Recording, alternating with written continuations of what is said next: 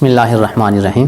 آج ہماری گفتگو شریعت اسلامیہ کے تیسرے ماخذ اجماع امت کے حوالے سے ہے۔ اگر کوئی مسئلہ امت کو درپیش ہو تو اس کو سب سے پہلے قرآن کریم میں ڈھونڈا جاتا ہے۔ اگر قرآن کریم میں نہ ملے تو احادیث شریفہ میں، اور اگر احادیث شریفہ میں بھی نہ ملے تو اس پر اگر امت اسلامیہ کا اجماع ہو جائے تو یہ اجماع بھی شریعت کا ایک ماخذ شمار ہوتا ہے۔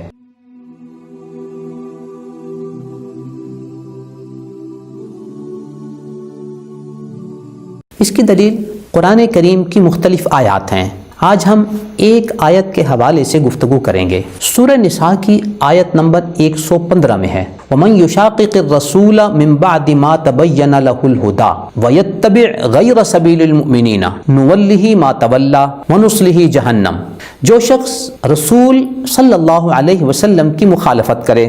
ہدایت واضح ہو جانے کے بعد، اور وہ مسلمانوں کے اجتماعی رستے سے علیحدہ کوئی اور رستہ اختیار کر لے تو ہم اس کو ادھر ہی پھیر دیتے ہیں جدھر وہ پھرنا چاہتا ہے، اور اس کا ٹھکانہ جہنم ہے۔ سورہ نساء کی اس آیت نمبر 115 کو شریعت اسلامیہ کے اس تیسرے ماخذ اجماع کے حوالے سے دلیل کے طور پر پیش کیا گیا ہے۔ ہم آپ کے سامنے حضرات مفسرین کے وہ اقوال نقل کرتے ہیں جس میں انہوں نے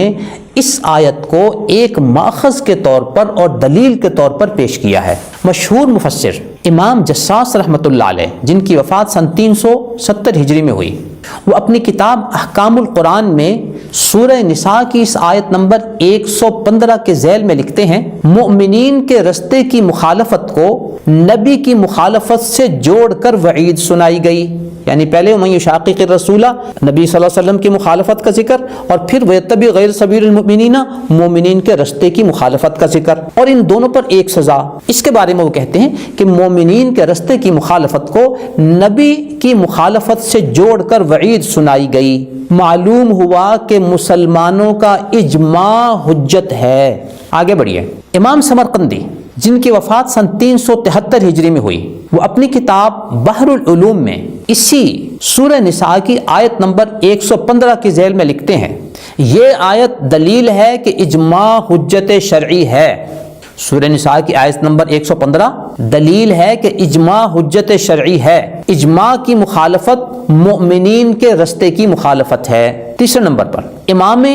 ثعلبی رحمۃ اللہ علیہ، جو مشہور مفسر ہیں، 5ویں صدی کے ہیں اور ان کی وفات سن 427 ہجری میں ہوئی، وہ اپنی تفسیر الکشف والبیان میں لکھتے ہیں سورہ نساء کی اسی آیت نمبر 115 کے ذیل میں یہ آیت اجماع کی حجیت کی قطعی دلیل ہے، قوی دلیل ہے۔ امام سمعانی رحمۃ اللہ علیہ مشہور مفسر ہیں، جن کی وفات سن 499 ہجری میں ہوئی، وہ اپنی تفسیر سمعانی میں سورہ نساء کی اسی آیت نمبر 115 کے ذیل میں لکھتے ہیں اہل علم نے اس آیت سے اجماع کی حجیت پر استدلال کیا ہے۔ 5ویں نمبر پہ امام زمخشری رحمۃ اللہ علیہ، جن کی وفات سن 538 ہجری میں ہوئی، وہ اپنی تفسیر الکشاف میں لکھتے ہیں سورہ نساء کی اس آیت نمبر 115 کی بابت کہ یہ آیت دلیل ہے کہ اجماع حجت ہے، اس کی مخالفت جائز نہیں، جیسے قرآن و سنت کی مخالفت جائز نہیں۔ یعنی جس طرح قرآن و سنت کی مخالفت جائز نہیں، اسی طرح اجماع کی مخالفت جائز نہیں۔ آگے اس کی وجہ لکھتے ہیں چونکہ اللہ تعالیٰ نے نبی اکرم صلی اللہ علیہ وسلم کی مخالفت اور مسلمانوں کے رستے کی مخالفت دونوں پر ایک وعید سنائی ہے، جس سے یہ بات واضح ہوئی کہ مومنین کے رستے کی اتباع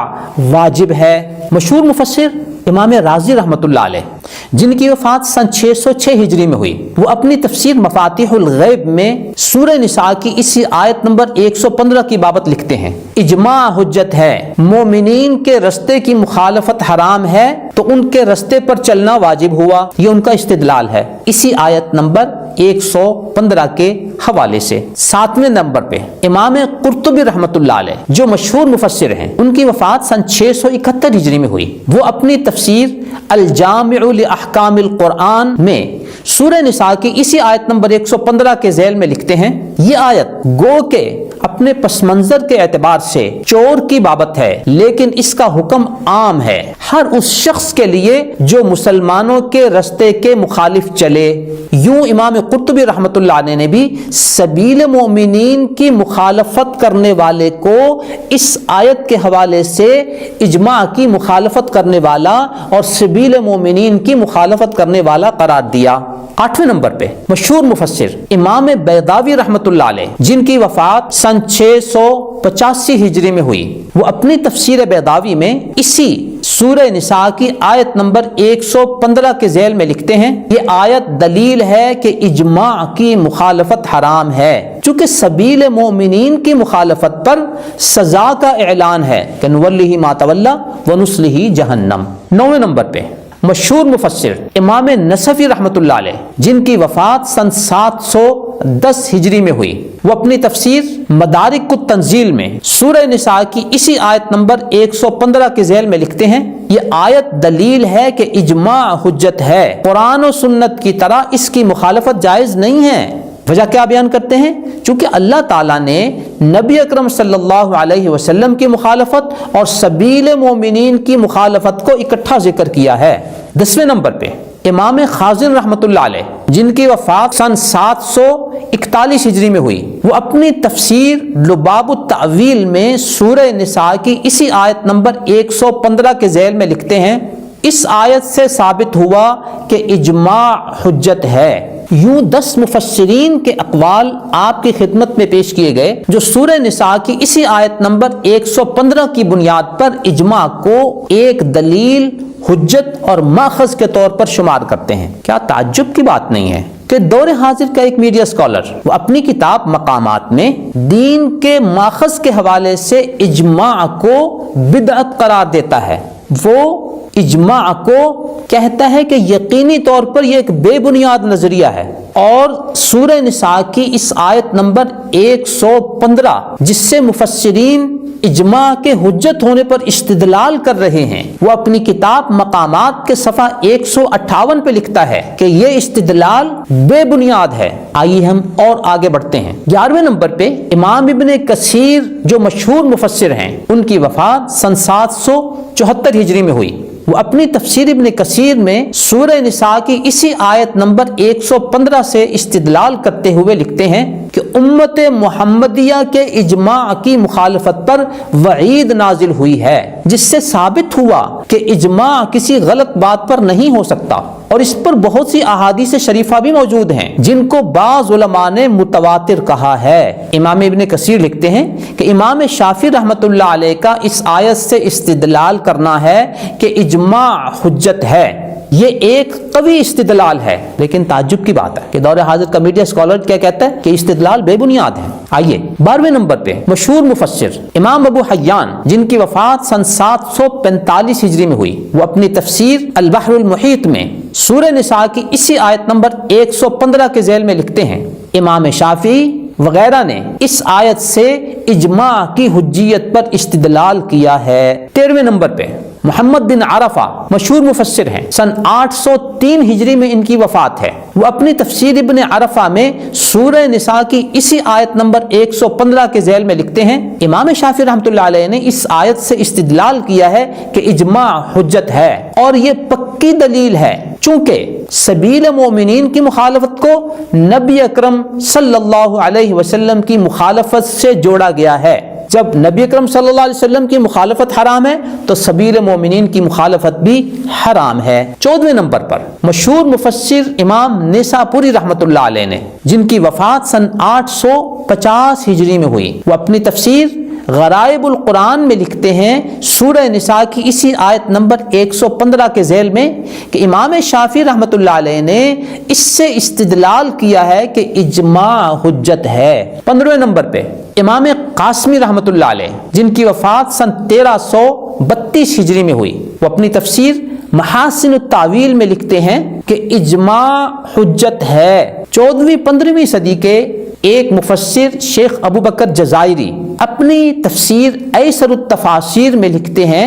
کہ سبیل مومنین سے نکلنا اور اس کی مخالفت کرنا اجماع سے نکلنا ہے۔ یوں محترم سامعین، امت اسلامیہ کی تاریخ میں آج تک کے 16 مفسرین کے حوالہ جات سے ہم نے آپ کی خدمت میں یہ حقیقت پیش کی کہ سورہ نساء کی اس آیت نمبر 115 کو حضرات مفسرین نے اجماع کی دلیل کے طور پر پیش کیا ہے اور اس سے اجماع کے حجت ہونے پر استدلال کیا ہے۔ یوں امت اسلامیہ کے 1400 سال کے یہ مفسر ایک طرف ہیں جو اس آیت نمبر 115 سے استدلال کر رہے ہیں اجماع کی حجیت پر، اور دور حاضر کا ایک میڈیا اسکالر وہ اپنی ایک علیحدہ ڈفلی بجاتے ہوئے کہتا ہے کہ سورہ نساء کی آیت نمبر 115 سے اجماع کی حجیت پہ استدلال کرنا بے بنیاد ہے۔ یہ بات انہوں نے اپنی کتاب مقامات کے صفحہ 158 پر کی ہے، اور صفحہ 157 پر اجماع کے استدلال ہونے کو اور اجماع کے ماخذ شرعی ہونے کو بدعت قرار دیا، اور یہ کہا کہ یقینی طور پر یہ ایک بے بنیاد نظریہ ہے۔ محترم سامعین، قرآن کریم کی اس آیت کے حوالے سے امت اسلامیہ کے سینکڑوں سالوں کے مفسرین کا استدلال اور ان کا موقف آپ کے سامنے آ چکا، اور امت اسلامیہ کے ان تمام مفسرین کے بالمقابل 15ویں صدی کے ایک میڈیا اسکالر کا موقف بھی آپ کے سامنے آ چکا۔ اب فیصلہ آپ نے کرنا ہے کہ آپ امت اسلامیہ کے ان تمام جلیل القدر مفسرین کے موقف کے ساتھ ہیں یا 15ویں صدی کے اس میڈیا اسکالر کے ساتھ ہیں۔ دعا ہے اللہ تعالی ہمیں قرآن کریم کے مفسرین کے ساتھ رکھے اور 15ویں صدی کے ایسے بے بنیاد افکار و نظریات سے اللہ تعالی میری اور آپ کی حفاظت فرمائے، آمین۔ نظروا للطيبة ونور طه يسطعون